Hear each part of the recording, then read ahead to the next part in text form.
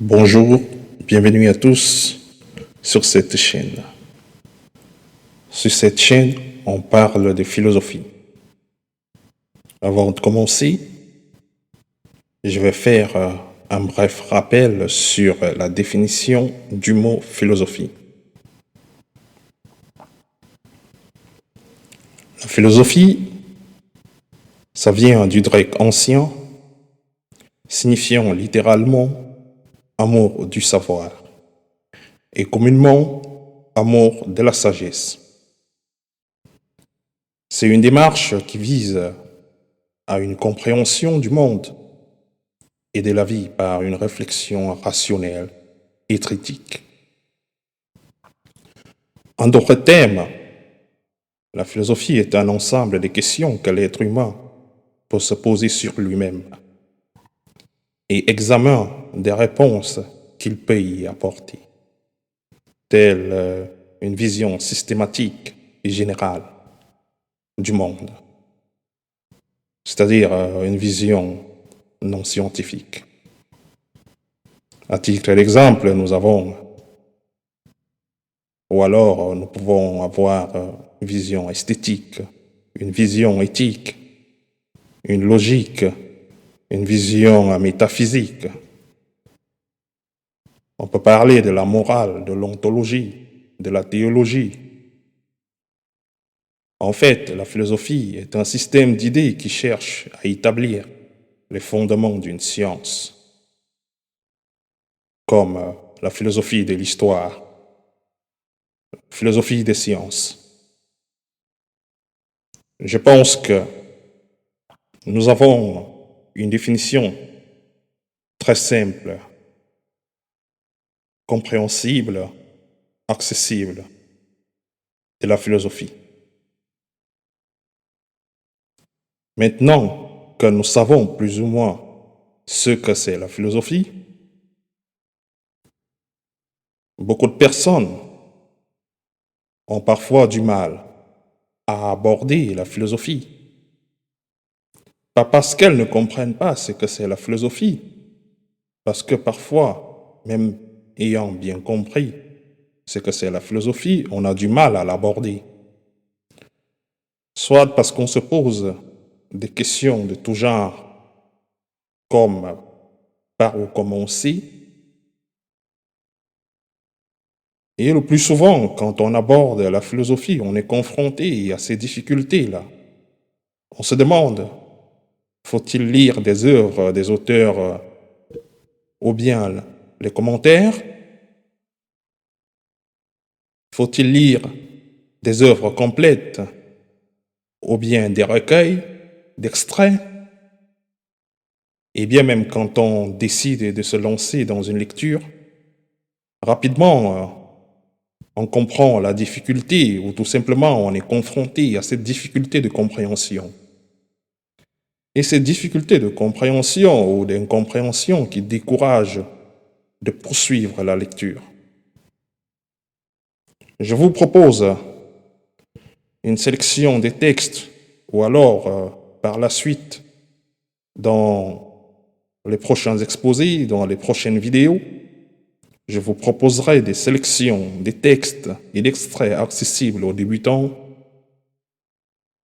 à tout le monde aussi, et qui, pour certains, feront l'objet d'une étude suivie. Ceci revient à dire que tout le monde pourra suivre les exposés, apporter sa contribution et soutenir la démarche de cette chaîne.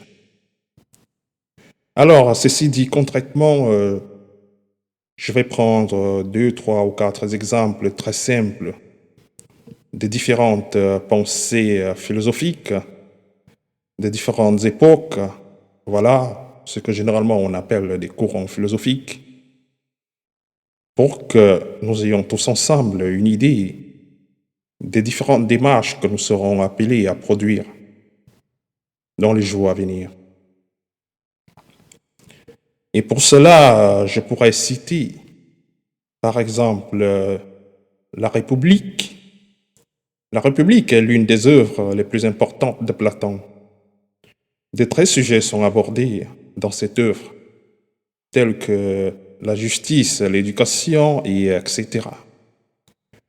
Et l'on trouve au livre 7 de cet ouvrage un texte très célèbre sur la condition de l'homme par rapport à la connaissance et l'ignorance, formulé sous forme d'une allégorie. La célèbre allégorie que vous connaissez tous, voilà, s'il s'agit de l'allégorie de la caverne. Là, nous comprenons que la philosophie n'est pas seulement une histoire du temps, c'est pas seulement une histoire qui est restée figée dans le temps, mais qui, à nos jours, ressurgit dans l'actualité, dans les différentes conditions ou les différentes responsabilités que nous sommes appelés à mener dans notre société. Je parlerai par le même cas du stoïcisme, qui représente un grand courant de pensée de l'Antiquité. Nous avons Sénèque, Marc Aurèle, Épithète, qui en sont des représentants importants. Par exemple, le manuel d'Épithète permet de découvrir les règles de conduite que doit suivre l'apprenti stoïcien. Par ailleurs, nous avons Descartes avec le discours de la méthode. Dans ce texte, le philosophe Descartes retrace le parcours qui l'a conduit à remettre en question toutes ses certitudes jusqu'à ce qu'il trouve un point d'appui ferme et solide pour reconstruire l'édifice des sciences. On pourra aussi parler, on en parlera, c'est pas qu'on pourra, ils sont nombreux, nous avons un énorme potentiel pour pouvoir en parler parce qu'ils sont réellement nombreux. Je citerai aussi Kant, Emmanuel Kant, avec son œuvre Qu'est-ce que les Lumières, où il traite du thème de la liberté de penser et met en avant la nécessité pour l'homme de penser par lui-même afin de s'affranchir des tuteurs. Le texte permet de comprendre pourquoi il est difficile de s'émanciper.